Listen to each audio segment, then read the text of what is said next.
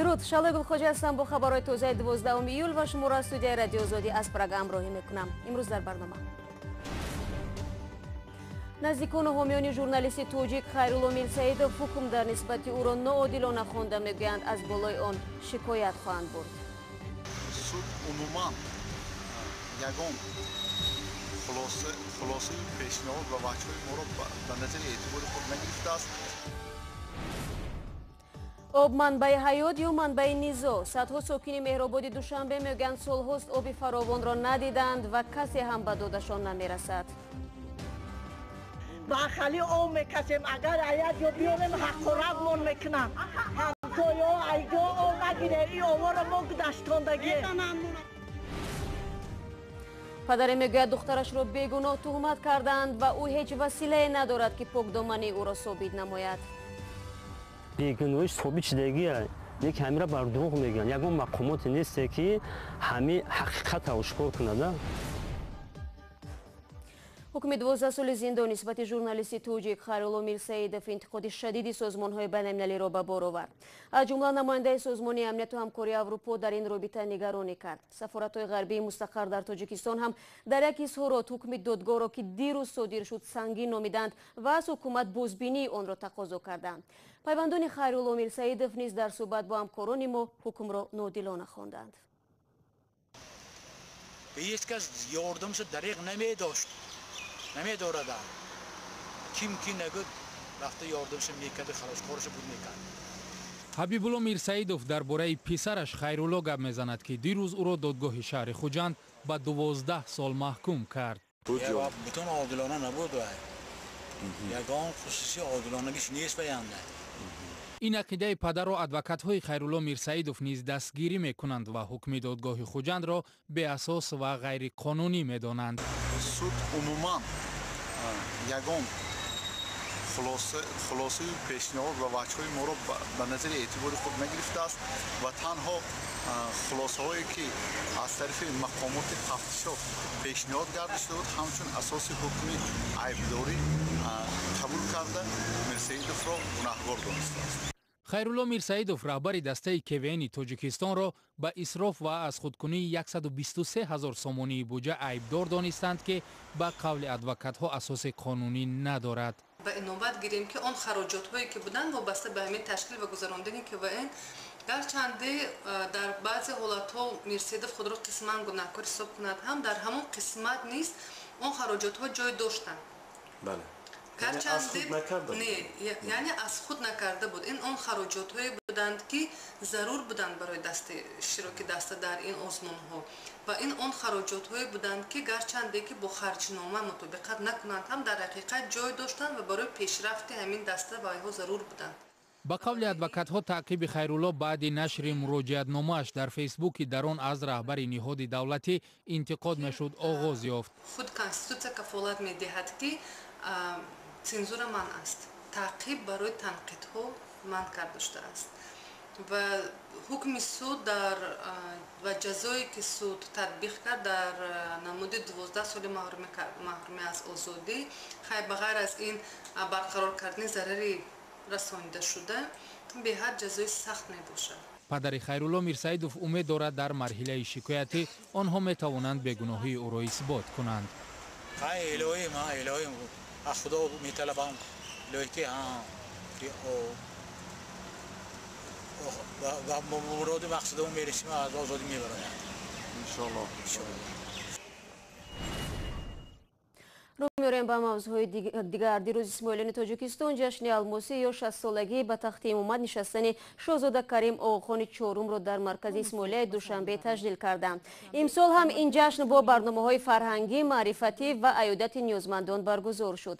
тибқи иттилои бунёди Оғохон ҷашни алмосӣ ки аз 11 июли соли гузашта оғоз гардида буд дар шаҳри Лиссабон ҷамъбаст шуд. волидоне ҳам ки ба ин ҷашн дар Душанбе бо кӯдакони худ омада буданд гуфтанд дар бораи мазҳаби Исмоилия ба фарзандонашон бештар худашон маълумот медиҳанд. дар Тоҷикистон зиёда аз 200 000 пайрави мазҳаби шиаи исмоилӣ ба сар мебаранд ки умдатан сокинони вилояти Бадахшони кӯҳӣ мебошанд. мақомоти Тайланд дирӯз видеоеро аз бемористон нашр карданд ки дар он ҷо футболистони аз ғор наҷот ёфта табобат мегиранд. дар навбати худ ғавосони нирӯҳои таъиноти хос наворҳоро аз лаҳзаҳои берун овардани наврасони ба ислоҳ асир монда ба намоиш гузоштанд. тақрибан тӯли 2 ҳафта мардум дар саросари ҷаҳон тақдири ин футболбозони наврасро пайгирӣ мекарданд. Мумин Аҳмадӣ бо тафсилоти бештар. нахустин наворҳо аз бемористони шаҳри Чинаграй ки онҷо футболистони наврас ва мурраббии онҳо баъди 17 рӯзи асорат дар ғори торику зери об монда муолиҷа мешаванд. видеоро мақомоти кишвар расонӣ кард. писарҳо хушҳол ба назар мерасанд ва дастафшонӣ мекунанд. пизишкон мегӯянд бо вуҷуди лоғар шудан наврасон худро хуб эҳсос мекунанд. аммо бинобар сироят ёфтани шӯши онҳо бояд 10 рӯзи дигар дар бемористон бимонанд.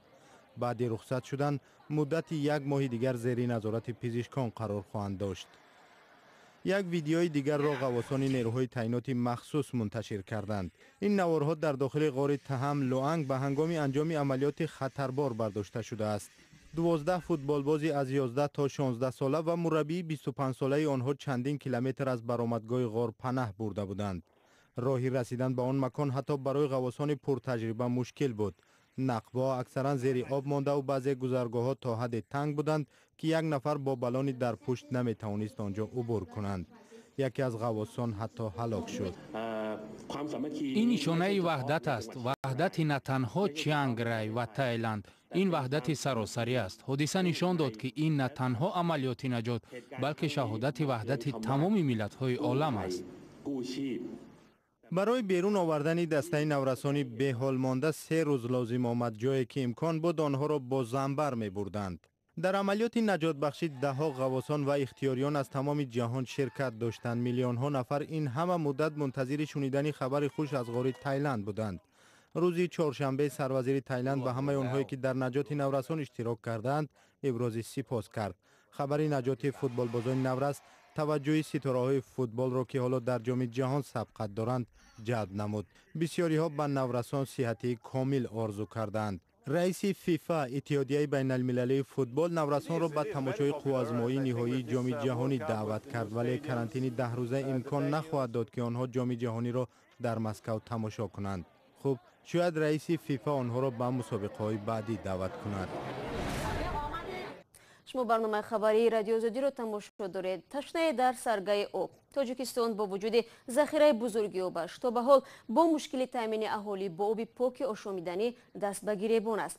ҳатто дар маркази пойтахт маҳаллаҳое ҳастанд ки ба гуфтаи сокинонаш маҷбуранд обро ба истилоҳ гадоӣ кунанд. мушкили беобӣ боис шудааст ки мардуми маҳаллаи Меҳробод борҳо ба мақомоти шаҳрдорӣ муроҷиат намоянд, вале то ба ҳол аз ин неъмат бебаҳра монданд. барод Юсуфӣ арзи сокинони ин маҳаллро шунид. این دخترچه ما زدن در او کوچه کشتن قریب کرتاش داروندن برای او نگی وفشی طرف نبیو میگه که اوی همه کسای آب چیه آب نداره.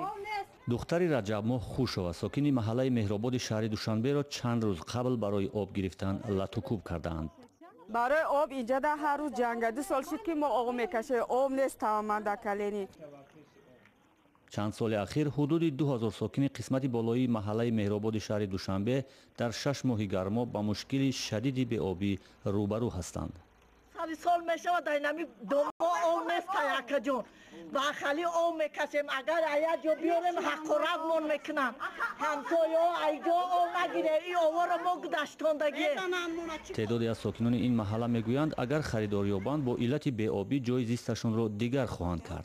همینجا ما خونه خریدم $32,000 در نفهمیده اومدم همینجا اون مرده که خونه فروش همه خونه را فریب کرده از کجای آب آوردنشون داده 10 سال شد که من همینجا آب ندیدم میبرم دهنم خوک سوختگی بنی میگردم میبرم انا در پایون آب هم خیلی رفته است چی با ما نکرده است یا چقدر کنید که ما در آب گذرانیتون.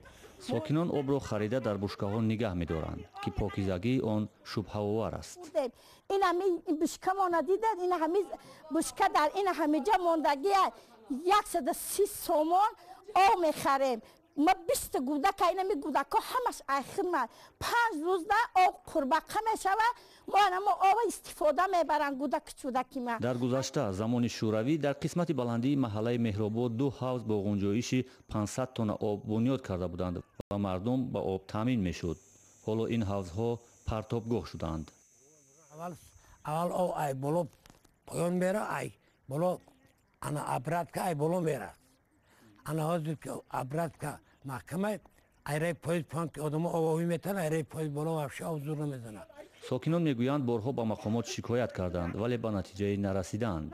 мақомоти идораи обу корезии душанбе дар суҳбат ба озодӣ гуфтанд ҳоло ҷиҳати таъмини сокинони маҳаллаи меҳробод ба оби ошомиданӣ ва бунёди як ҳавзи бузург ҳукумати шаҳри душанбе як тарҳеро омода ва тасдиқ кардааст ва дар наздиктарин фурсат иҷрои он ба роҳ андохта хоҳад шуд. барномаро идома медиҳем. Як падари тоҷик муддатест талош дорад шаъну шарафи духтари худ ва обрӯи хонаводаашро барқарор кунад. Ба иддаои вай соли пеш духтари 20-солаи ӯро пас аз як рӯзи арӯсӣ бо иттиҳоми бокира набудан аз хонаи шавҳар берун карданд ва акнун ӯ мехоҳад ҳақро ба ҳақдор расонад. Зарангези Наврӯз шоҳ мавзӯъро идома медиҳад. ин падар мегӯяд бо тӯҳмат обрӯи духтарашро бурданд ва мехоҳад ҳақ ба ҳақдор бирасад. Ба қавли ӯ соли пеш духтари 20-солаи ӯро пас аз як рӯзи арӯсӣ бо айби бокира набудан аз хонаи шавҳар пеш карданд.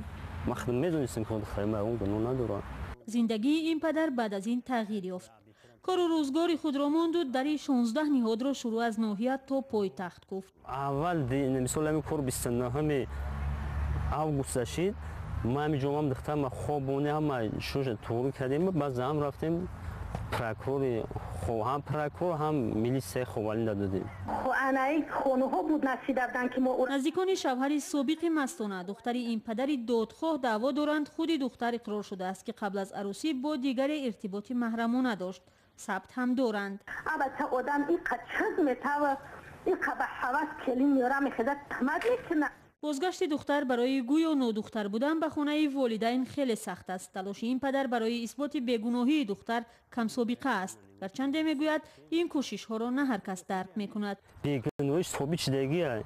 یک همه را بر دروغ میگن. یگان مقامات نیست که همه حقیقت را آشکار کنند. متخصصان مرکز جمهوریوی تشخیص طبی و دادگاهی میگویند در بسیار حالت نتیجه معاینه آنها هم آتش بحثی دو طرف را خاموش نمیکند.